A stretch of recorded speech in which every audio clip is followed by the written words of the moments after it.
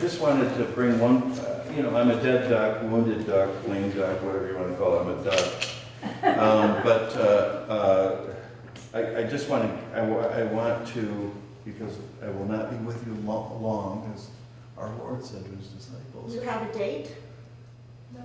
Friday. No, I don't have a date yet. Oh, dear. No, we have a process. Yeah, okay, you're waiting until somebody else is ready That's to right. start. Then I will be jettisoned from your presence. Who's doing the jettisoning? We aren't. And then what will you do? Travel? Well, I'm going See you to start a new company. Christian Socks. The My Pillow guy has really inspired me. And he had a calling from Jesus to make pillows, and I thought socks would be kind of. I don't know what I'm going to do yet.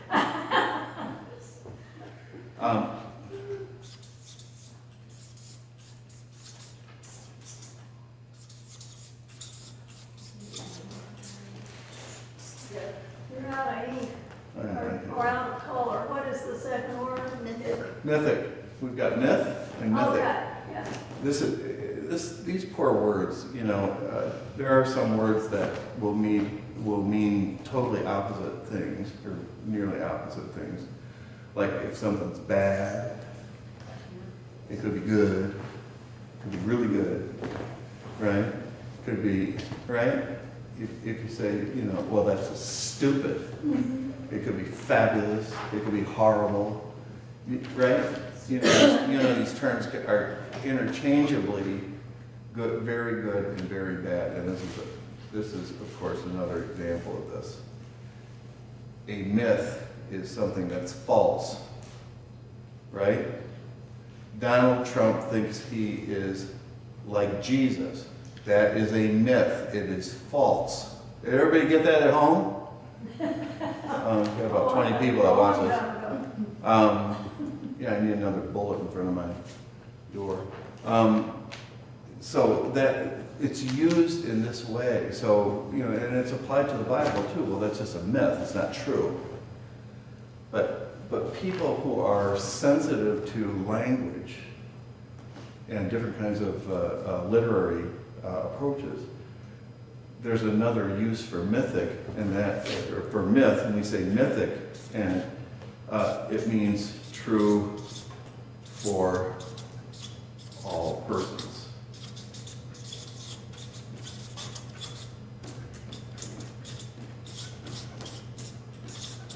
I'm just doing this for me.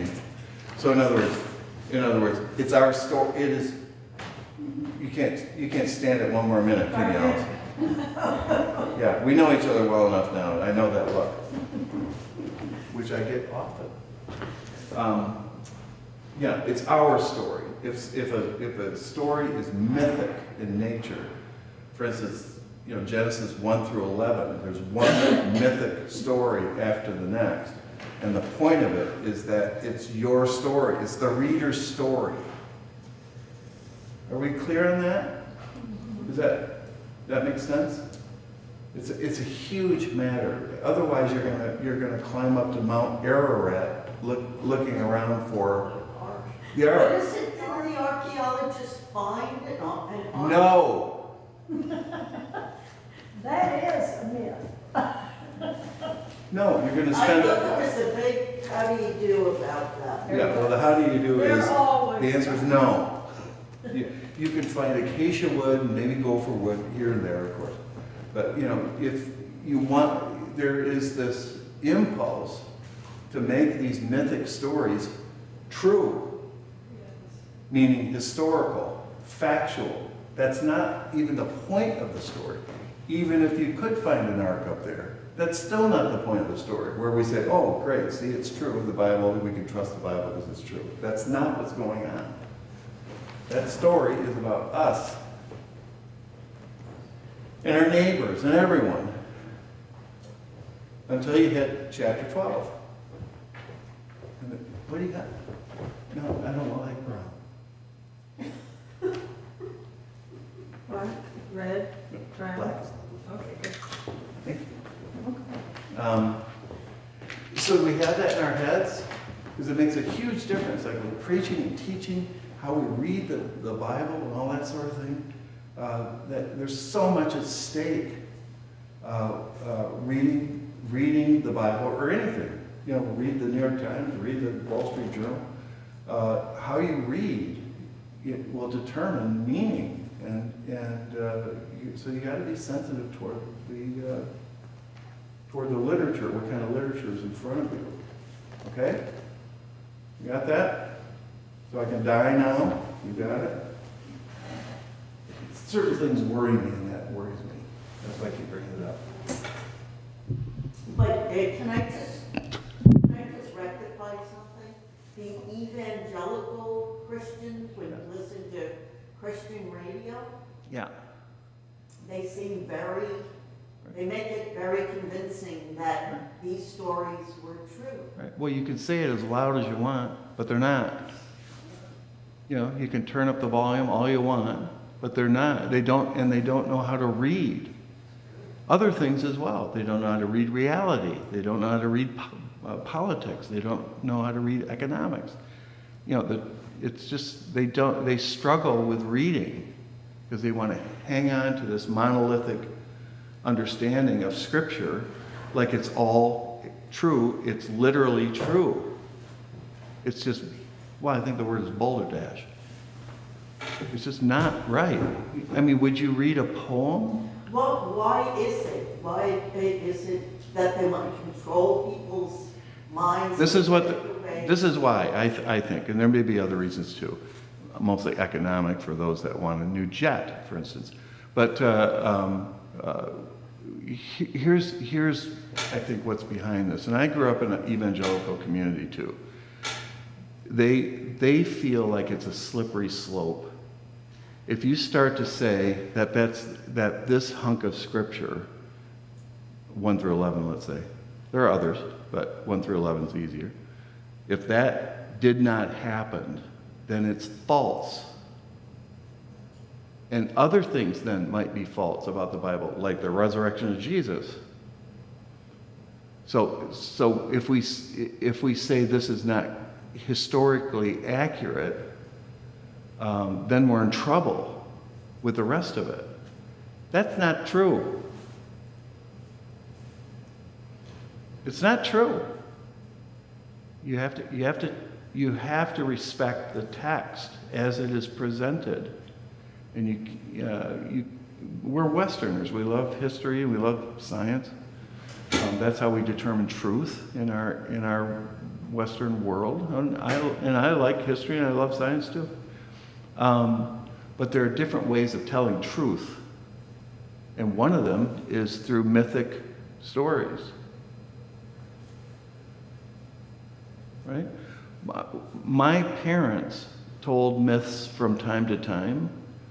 My mother insisted that our forefathers, or a forefather, escaped Indian capture with Daniel Boone by creating their own skates made from beaver bones.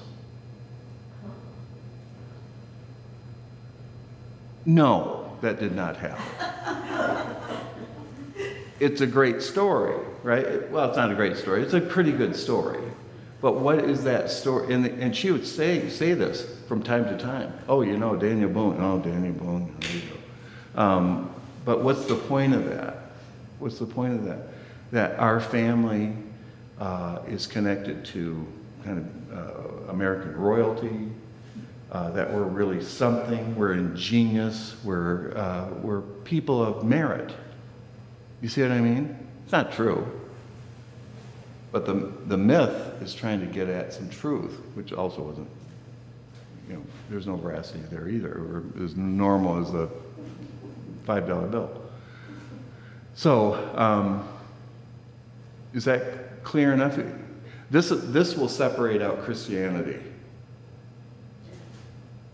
How we read the Bible, because then you can apply it to some really big issues like gay marriage, right? If all you have is a hammer, everything looks like a nail. It says it in the Bible, It must be true and it must be followed, right? Bang, bang, bang, bang. That's all they've got is a hammer.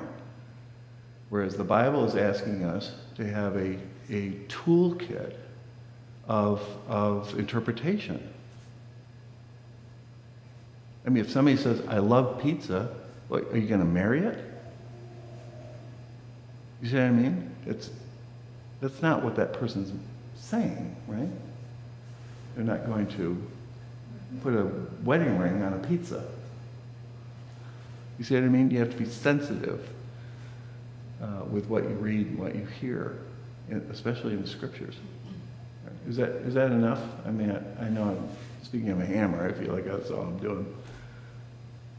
I think the way you explain it makes so much sense to me because I've always been very wary of literal Bible stories. Yeah.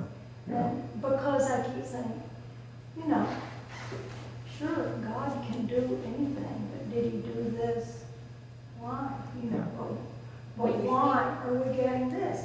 And I never really believed that they were literally true, although I wanted to because I was told, you know, you gotta believe this, you gotta believe this, but I really. And some are literally true. Well, That's where you have to piece Yeah. it. You know, you have to have discernment as you read, like with the resurrection of Jesus. I think something happened. He rose from the dead. You know, I think that's literally true. Now there's right, or we wouldn't be here. I wouldn't be here if that wasn't true, right? The evangelicals do seem to understand the concept of a parable as not being literally true. Yes, this is Points to, it's a story, but it right. isn't literal. It points to some more universal truth. Yeah, a universal. That's the right word, Ruth. Did you want to say something, Maureen? In the New Testament, the parables, I think they understand, but in the Old Testament, there seems to be this need to believe it's literally true. Right. And then, all right, if we're going to jaw on this matter, then you could also move the argument to law, right, which Jesus deals with. You know, this is the law of God, the Torah, and all that should be respected, and I think it should be respected, but it's tradition as well. I don't know, we've got the Ten Commandments over here. If your parents didn't tell you the Ten Commandments, you know, you really need the Bible to tell you the Ten Commandments. I don't.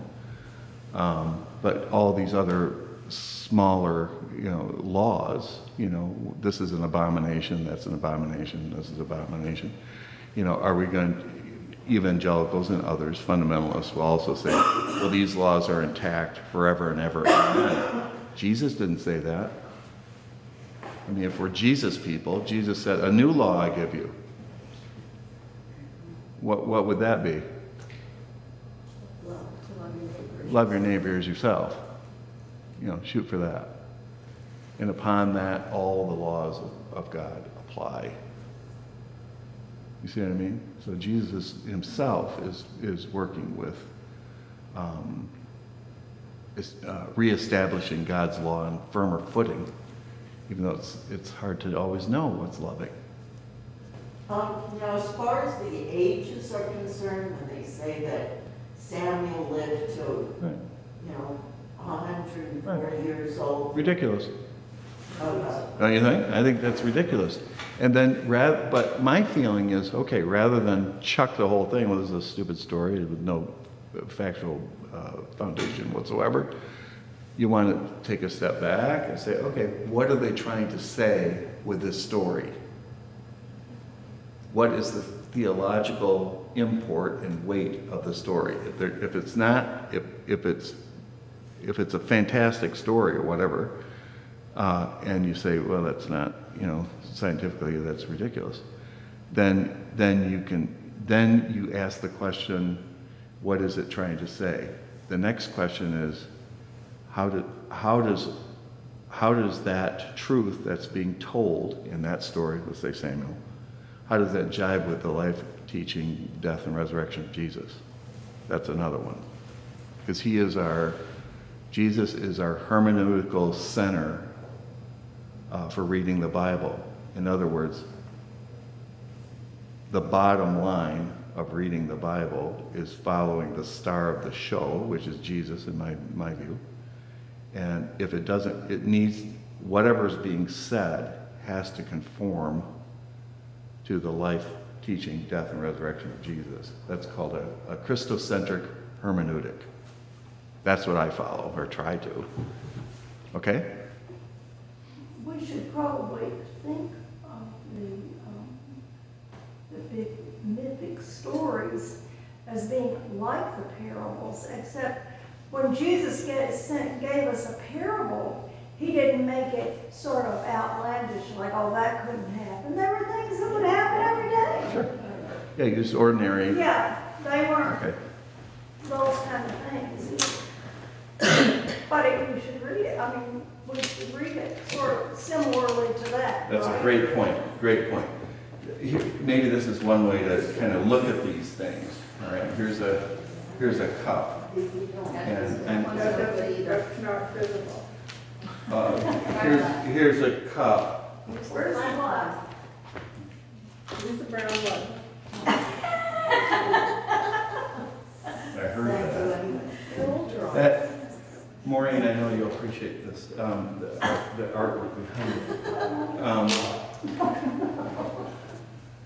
If we can, these matters of mythic stories in the Bible, parables in the Bible, and other things too, the Psalms, for instance, can be seen in part this way too. See it as let's say the story of the garden. Okay, take the garden. All right, it's a cup. The story represents the cup, and what they're expecting the reader or the hearer to do is to fill it with your own life stories. So let's say, have you ever experienced? Let's say the earth is the garden. I think it is in the story. If the garden is the entire earth is a garden, right? It kind of behaves like that. And you see what we're doing to it. Have we left the garden as a humanity? Are we trying to find our way back to the garden? There's a song like that, right? Who's performed that song? Trying to get back to the garden. I mean, they were high when they wrote it, but you know, what does that do? That longing do to get back home, to get back to a place that's safe, get back. You see what I mean? That's our content being poured into that story, and that is appropriate. Also, Jesus, when he is offering a parable, it's parabole is to throw alongside. Parabole is to throw, parabole. And the idea is, Jesus will say, well, I've got a story about that. The expectation from Jesus is, I catch your story, Jesus, and I've got one of my own. I'm going to toss it to you. It's back and forth, back and forth, back and forth. That's parabole, parable. A parable is not designed to be a one-throw experience. You see what I mean? Very important. Jesus says, I have a story. Here it is. Oh yeah? I've got one too. Back and forth. Parable, parable. To throw alongside. Play catch, in other words, with stories. Okay? Which I think is pretty gracious of Jesus. I want to know your story too. You got one? Very gracious approach. Okay? All right. Well, time's up. My Bible's falling apart. How about if I need a little bit of help from you today. Let's take a look at, you want to do something difficult? Or you want to? Okay. Let's take a look at Sodom and Gomorrah. Let's go for it. What age is that? I don't know. here we go, 18. Genesis 18. Genesis 18, yeah. So Abram and Sarah and Lot and, their whole gang, they're wandering around. And they come to Sodom and Gomorrah. It's like Whitehall and Montague, they're right next to each other. And they're looking for hospitality, which is not optional in the Middle East. If you see a stranger, you're going to help them out, because guess what? You're going to be a stranger someday, and you're going to need to be helped.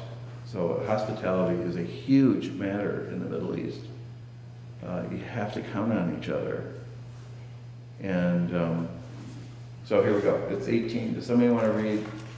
Let's see how we do.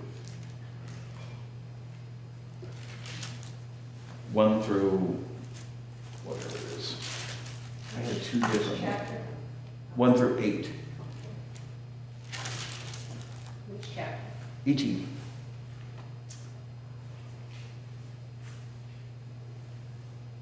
The Lord appeared to Abraham by the oaks of Mamre, as he sat at the entrance of his tent in the heat of the day. He looked up and saw 3 men standing near him. When he saw them, he ran from the tent entrance to meet them and bowed down to the ground. He said, "My Lord, if I find favor with you, do not pass by your servant. Let a little water be brought and wash your feet, and rest yourselves under the tree. Let me bring a little bread, that you may refresh yourselves, and after that you may pass on. Since you have come to your servant." So they said, "Do as you have said." And Abraham hastened to the tent to Sarah and said, "Make ready quickly 3 measures of choice flour, knead it and make cakes." Abraham ran to the herd and took a calf, tender and good, and gave it to the servant, and hastened to prepare it. And he took curds and milk and the calf he had prepared and set it before them. He stood by them under the tree while they ate. Okay, thanks. So let's set up the story. This is this will turn into Sodom and Gomorrah. It's let's set up the story. What's going on?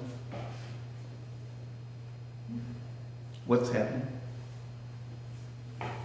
3 strangers 3 strangers. came to where he was sitting or passing by or something. And what does Abraham offer? Hospitality. Right. And is it offered? How is it offered? What do they get? Freely. Hmm? He just offered it freely to them. Freely, absolutely. Because you're here. Right. Peanut butter sandwich. Is that what they get? No, generously. Really generous. Really generous. Yeah. Have you ever gone to somebody's house and somebody that's kind of struggling financially, and you get a spread? Has that ever happened to you before? And you feel almost guilty that they're giving out of their own need. That's happened to me a lot over the years. You get a spread, it's hurting them. It's hurting them to do it. I don't know if it's hurting Abraham, but it's a generous, really generous. We're going to see some contrast pretty soon. So we've got these three visitors, right? Evangelicals will say, well, this is an obvious reference to the Trinity. They do. For years, sermon prep, what I would do is I would find the most conservative evangelical commentaries and the most liberal commentaries I could find. And I would do the work first. I wouldn't read either one on either side. I'd do my own work first, and then we'd have a little conversation. I don't work nearly that hard anymore. But yeah, that's what I did all week long. Was I'd work until maybe Wednesday. I'd translate my own stuff, think about things, and I'd have a little packet about that big by the end of the week. And like Thursday, Friday, Saturday, I would start reading my friends, what they're talking about, and you can do it historically, which is fun. Read a 2nd century person, read a commentary, read Calvin, read whatever, read the Princeton nutcases from last century. And then you have a round robin conversation. Yeah, I did that for about 25 years. You know, it's fun.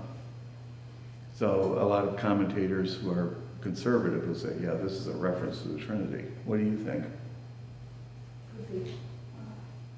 Is that the intention?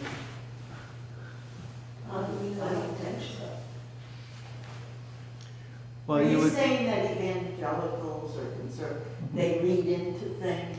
constantly. They need Yeah. to fit it into a picture. Yeah, constantly they do it. It doesn't, but it doesn't say that. So you're going to argue out of silence, is what they call that approach. You're arguing out of silence, which is not, I don't think that's really legitimate to do that. It doesn't say it, so you don't say it. I don't know. You know what I mean? Stick with the text. Okay? It's like reading a legal brief, you know. There's the brief, read the brief, you know, and take it as it is. And Scriptsy. say more. What does that mean? What I wrote. What I wrote. Right. Beautiful. Okay. So let's see what happens here. There's a reason for this little visit we're going to find out. Let's see what the reason is. We'll get to Sodom and Gomorrah pretty soon. 9 through 15. Let's see what's going on here. They said to him, "Where is your wife Sarah?" And he said, "There, in the tent." Then one said, "I will surely return to you in due season, and your wife Sarah shall have a son." And Sarah was listening at the tent entrance behind him. Now Abraham and Sarah were old, advanced in age, and had ceased to be with Sarah after the manner of women. So Sarah laughed to herself, saying, "After I've grown old and my husband is old, shall I have pleasure?" The Lord said to Abraham, "Why did Sarah laugh and say, 'Shall I indeed bear a child, now that I am old?' I indeed bear a child, now that I am old. Is anything too wonderful for the Lord? At the set time I will return to you in due season, and Sarah shall have a son." But Sarah denied, saying, "I didn't laugh," for she was afraid. He said, "Oh yes, you did laugh." Great. It's a great little scene, isn't it? Can you picture it? Yeah. So, one of the promises that, well, a couple things. One is, and I've said this many times before too, it's very often, maybe, I want to say always, but I don't like that word that much, but it's almost always the case where the individuals, the humans in the Bible have real responses, human responses. I really like that about the Bible, right? And you can see it in spades here, right? With Sarah, like, give me a break. You know? And when we all kind of say something like that, maybe not as loud as she did, because now it's one person, by the way. Did you notice that? It was 3, now it's 1. They don't care. The story's important. So she has a normal response to a fantastic situation. Yes? It's very consistent throughout the Bible. The only real nut in the Bible is God. God's sense of hope and promise and what God wants for the human family is nutty. And that is also all the way through the Bible.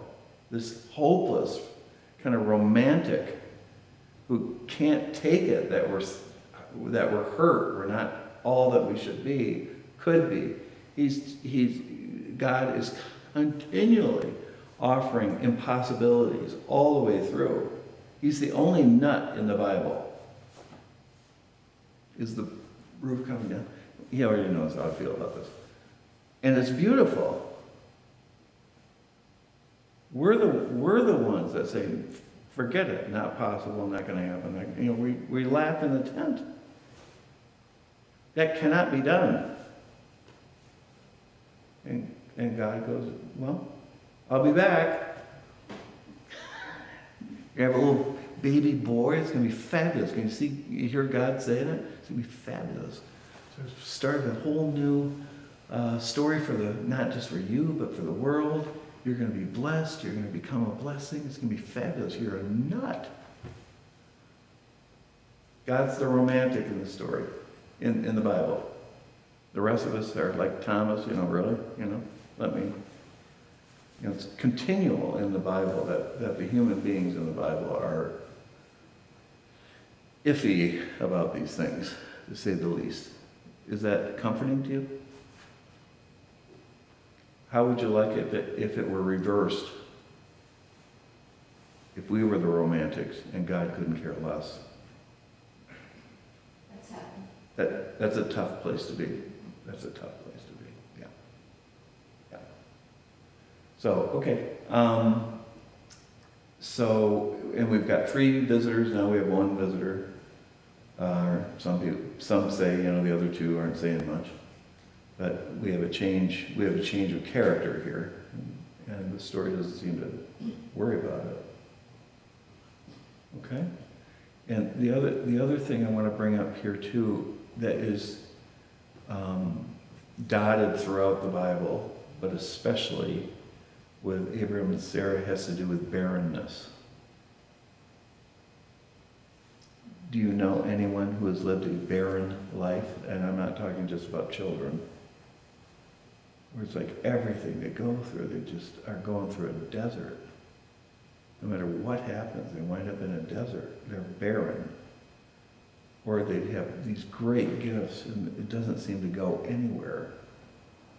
Barrenness is a really big issue in the Old Testament.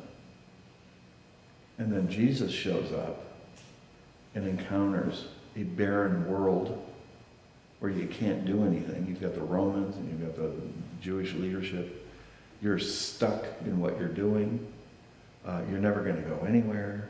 Your life is not going to proceed. You're never going to become anything. You are what you are. It's like a caste system. You're here. You're never going to go here. And Jesus just bashes that idea and says, no, you can live a life full of fecundity, where things can blossom. You can become who you are. Your gifts can take you somewhere. And I think the United States has grabbed that idea for some of us, if you're white, especially if you're a white man, where you don't have to stay where you are. You don't have to remain barren, but your God-given gifts and talents and everything can flourish here. Does that make sense? I mean, if you're a different skin color, or if you're a woman, it's a different story. Although, some can argue it's getting better. But I'm not the judge of that. You see what I mean? Barrenness. Living a barren life. Do you know anyone who's even terribly successful and they're miserable? I know people like that too. People have a ton of money, they can't trust anyone, they don't have any real friends, they can't really say it, they're kind of trapped in their economic reality. Sad. Really sad. When Elton John went into recovery, because he was on coke and all sorts of stuff, they asked him, what was one of the best things that ever happened to you in rehab? He said, I did my own clothes. I washed my own clothes. Yep. Right? Mm-hmm. Okay. You want to keep trudging along with these characters? They're going to Sodom and Gomorrah now with these people, okay? So 16 through 21, that next paragraph, let's see what they're doing. Then the men set out from there, and they looked towards Sodom. And Abraham went with them to set them on their way. The Lord said, shall I hide from Abraham what I am about to do, seeing that Abraham shall become a great and mighty nation, and all the nations of the earth shall be blessed in him? No, for I have chose him that he may charge his children and his household after him to keep the way of the Lord by doing righteousness and justice, so that the Lord may bring about for Abraham what he was promised him. Then the Lord said, how great is the outcry against Sodom and Gomorrah, and how very grave their sin. I must go down and see whether they have done altogether according to the outcry that has come to me. And if not, I will know. Okay. What is God saying about, what is the Lord saying about Abraham? We're not going to let him know? He's going to trust that Abraham will do what's right. Abraham's going to do what's right. What can't he know, though? That God's going to destroy the city. Right. Things get ugly. Are we going to be real partners in this endeavor? Can he handle it? What we're thinking about Sodom and Gomorrah, because we've heard the cries going up. Can he handle it? What we're going to do? And what God is speaking to himself, right? Where do they land? Where does the discussion land with the Lord on the Lord's side? We're not going to tell him. You're not gonna tell him? We're not going to tell him what's going to happen. Because what it says the opposite here.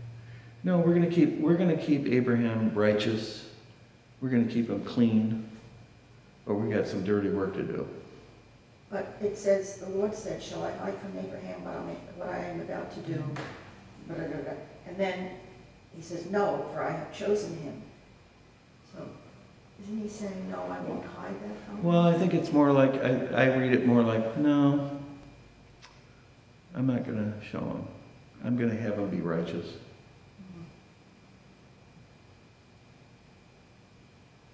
Because I know what he's going to say. God is saying, I know what he's going to say. Don't do it.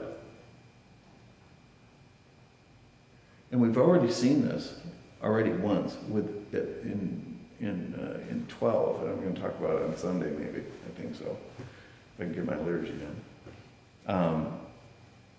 Right at 12, right when this story of Abram and Sarai begins. Remember this little part where God shows him the land of Canaan?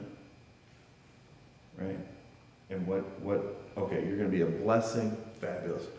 I'm going to bless you. You're going to be a blessing. All the nations of the earth are going to bless themselves. And I want to show you this country called Canaan. And you're going to occupy that. Well, that sounds great, except people live there. And when you get there, they won't be living there anymore.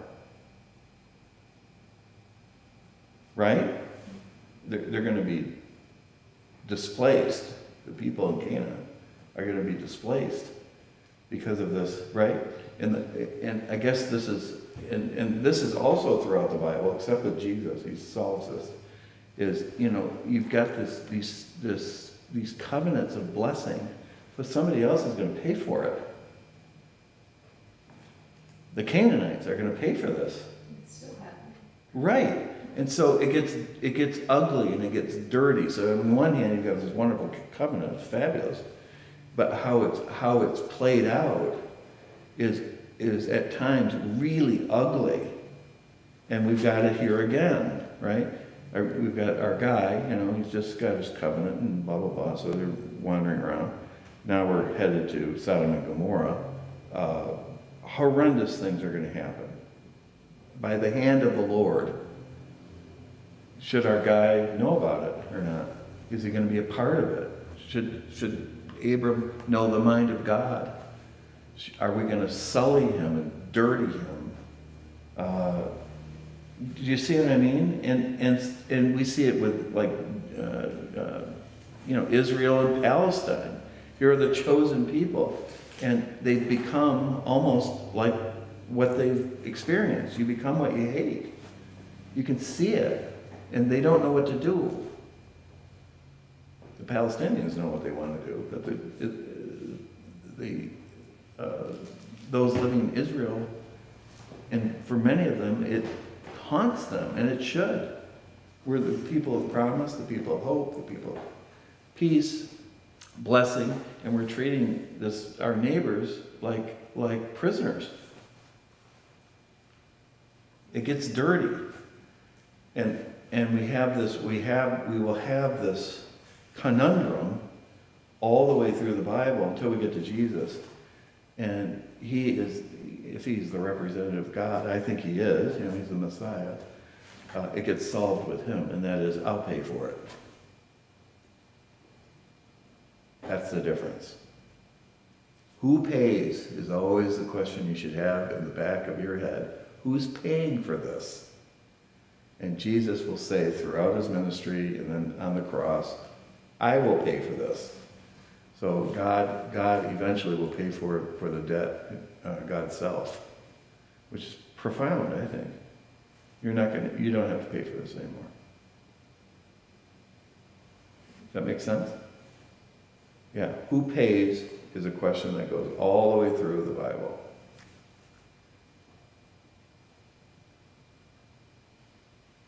I think that's one of the things that makes Jesus so remarkable, and God so remarkable.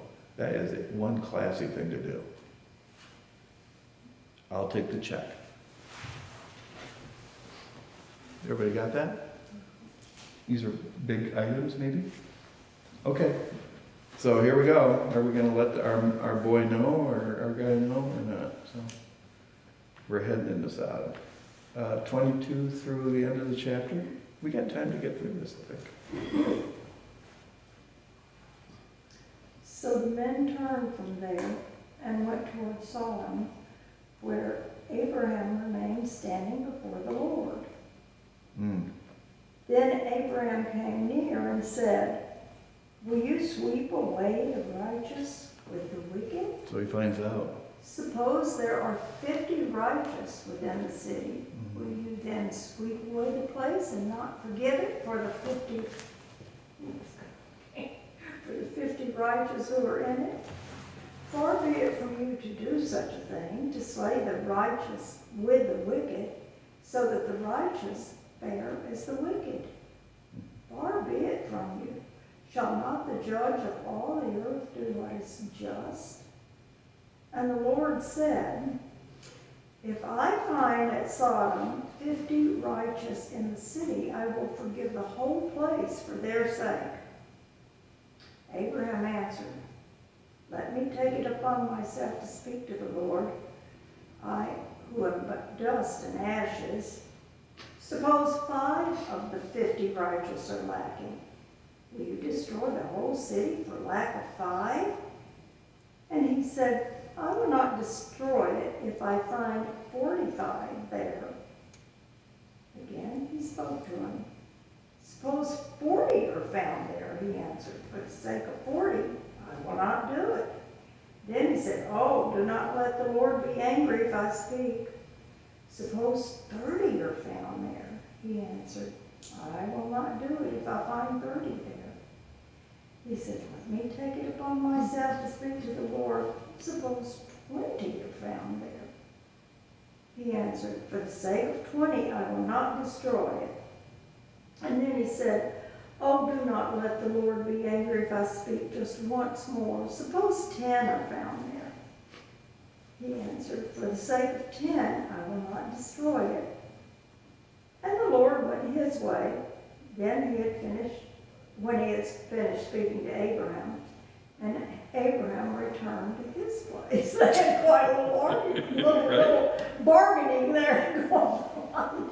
Is that a human response? Can you see yourself doing that? Sure. See what I mean? It's a human response. Like, really? We're going to wipe out a whole town? Makes perfect sense. It has these righteous people there too. Right. So who's righteous in the story? Who's the righteous one? Abraham. Yeah, it's Abraham. What does the story sing about God? God is proving that he chose the right man to do the right That's right. thing. That's all. That's right. And is it just, some commentators are going to say, well, God was just kind of messing around, just it was a test to see if his boy is going to, you know, rise to the occasion and face God, right? Which is pretty, I would say, pretty scary. Some would say that. Others would say God needs to be taught a lesson here. And that human beings need to advocate for the human family. And if you don't, the human family's in trouble. Those are the two, you know, and there's, you know, within those poles of commentary, there are other people that, you know, kind of slide one way or the other. But you see what I mean? There's. So then I have a question for you, and that is, how many U.S. soldiers are needed to die in order to maintain our freedom? 1 million?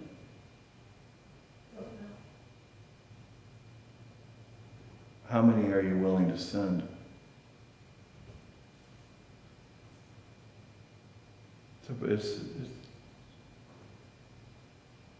we can, you know, go to Adams, Ferry Farm. You're gonna die, you're gonna die, you're gonna die, so I can do that. I can speak my mind.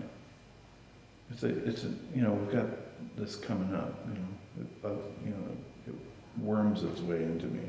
Memorial Day does. How many? It's complicated though. It is complicated. Because if we don't fight for the freedom, then you won't be able to go to Adams, period. Right. There won't be an Adams Sure. there for you to go to. Sure. So what is the answer to that? That's right, yeah. Well, we're gonna find out here too, can't find 10.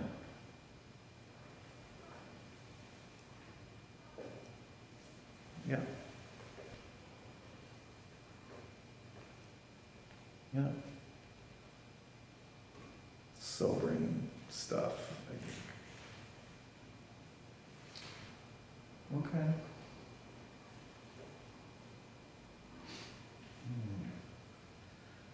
All right, we've got 10 minutes. And you want to keep, you know, I want to kind of finish this if possible. 19 through 1 through 11, so you want to do that?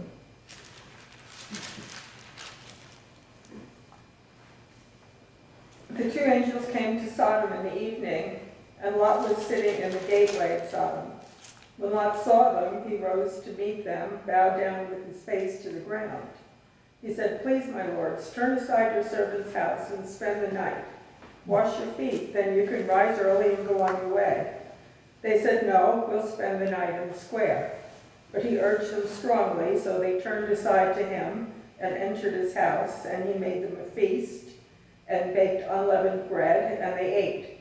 But before they lay down, the men of the city, the men of Sodom, both young and old, all the people to the last man, surrounded the house, and they called to Lot, "Where are the men who came to you tonight? Bring them out to us so that we might know them." Lot went out of the door to the men, shut the door after him, and said, "I beg you, my brothers, do not act so wickedly. Look, I have 2 daughters who have not known a man. Let me bring them out to you, and do to them as you please. Only do nothing to these men, for they have come under the shelter of my roof." But they replied, "Stand back." And they said, "This fellow came here as an alien, and he would play the judge. Now we will deal worse with you than with them." Then they pressed hard against the man Lot and came near to the door to break it down. But the men inside reached out their hands and brought Lot into the house with them and shut the door. And they struck with blindness the men who were at the door of the house, both small and great, so that they were unable to find the door. Okay. Lot lives in Sodom. Right? He's not, you know, he's new to the community. This is about hospitality. What'd you say? We'll get to the women in a minute. I can see you're chomping on the bit over there. I wasn't a very good father. In the Middle East, the priority is the visitors, your guests. over anybody else in your household. I Yep. think, except for the men. Yeah. Well, yeah, we're gonna protect.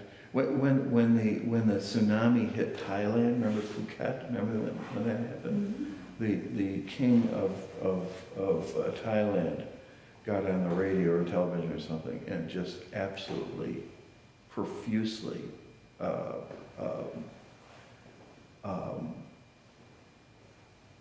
apologized to the guests in his country who suffered. So there's still places on earth where guests are seen as, very important. How are we doing with guests in our country? They were also a source of income to Thailand. Yeah, well, yes, yeah, of course. If they're still guests, there are guests.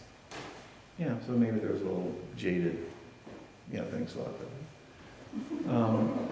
How are guests treated here for us?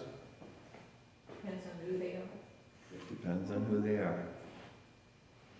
Depends on who they are, right? South Korea's getting a pretty big reception today. Isn't our Navy showing up or something? Oh, it's a big deal. He's getting the South Korean president. Well, he's good at atomic weapons, isn't he? That's what I read today. South Korea is getting some atomic weapons from us.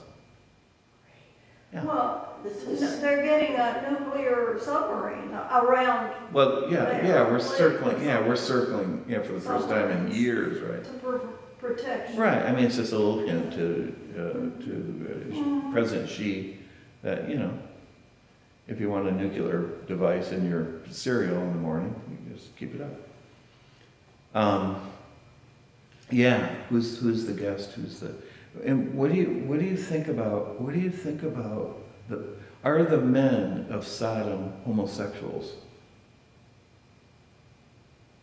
They make you think that, I can't tell. we don't We know don't really know. for sure. We don't know. Again, it's silence, right? We don't know. All we know is that they're gonna.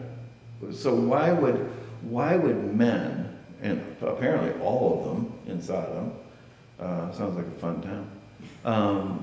Why would the men of Sodom want to sodomize the visitors?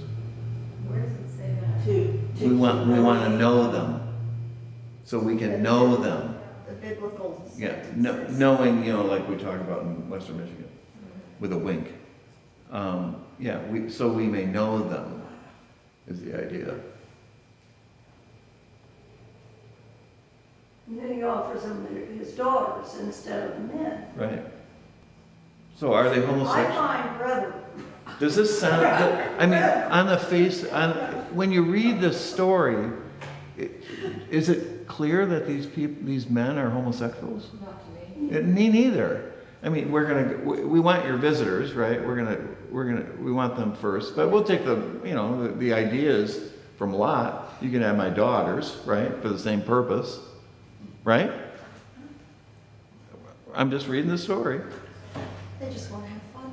just want to get to know them. Yeah, let's get to know each other. Get to know you. Well, I've spent quite a bit of time in prison, and I can tell you that this sort of activity goes on continually in prison, and hardly anyone is a homosexual. So then why do it? Is sexuality only about sex?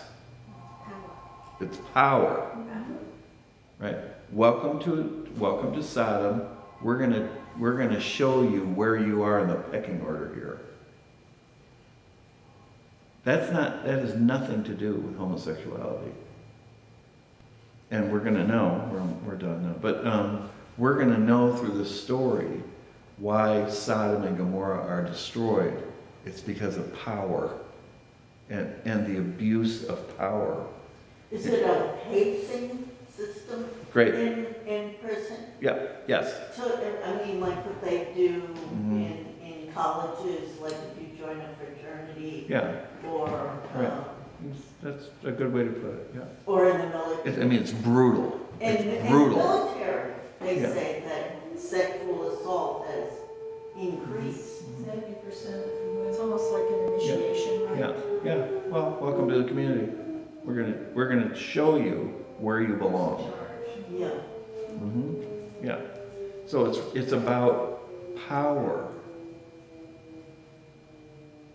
It has nothing, well, sex, the sexual act here is not what's going on. It's about power, just like prisons. You enter a prison, you're gonna find out where you are in the strata of significance in a prison. You're gonna find out where you are fast. And that's what's going on here, I think. God is not punishing Sodom and Gomorrah because they're gay.